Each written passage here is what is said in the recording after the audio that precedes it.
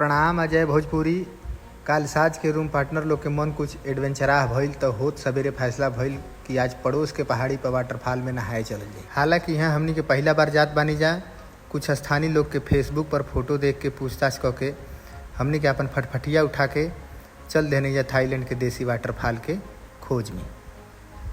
पहाड़ पे जाए वाला रास्ता बहुत उबड़ खाबड़ आ गड्ढा युक्त रहे, बाकी नज़ारा बहुत खूबसूरत रहे।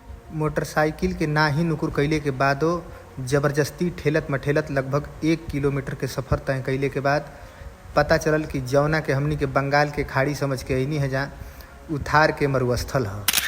हिंदी के कहावत खोदा पहाड़ आ निकली चूहिया वाला बात साँच हो गई।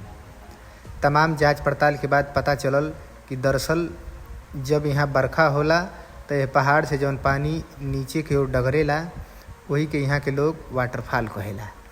हमनी के वाटरफॉल कह के 4 घंटा पहाड़ पर एक्सरसाइज करावे वाला गाइड ये आगे हमनी के टहल रहल बाड़े हैं विशाल यादव। यहाँ हमनी के इहे लेके गईले हैं।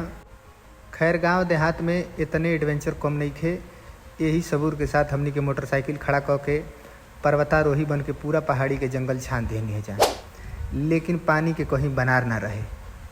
बाकी यहाँ के नज़ारा बहुत खूबसूरत रहे। पहाड़ी जंगल के ठंडा हवा, सुकून भरल छाह, लागत रहे कि बादर हाथ से छुआ जाई।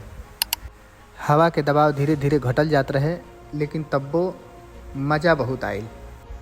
1.5-2 घंटा के मगजमारी कैला के बाद वाटरफॉल के खोजत खोजत थक हार के अब हमनी के नीचे उतर रहल बानी जा।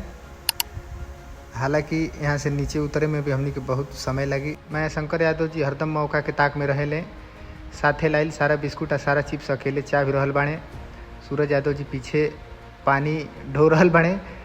सारा बिल अपना पर फटले के डरन गाइड महोदय फरार बाड़े। खैर अगला बार कोनो नया जगह पर ब्लॉगिंग हुई। हालांकि ब्लॉगिंग स्लॉगिंग हमके आवेला ना, सीखले के प्रयास में बानी। यही बहाने थोड़ा कैमरा से डर लागल ख़त्म हुई। बाकी पूरा वीडियो देखे खातिर राउर बहुत बहुत धन्यवाद।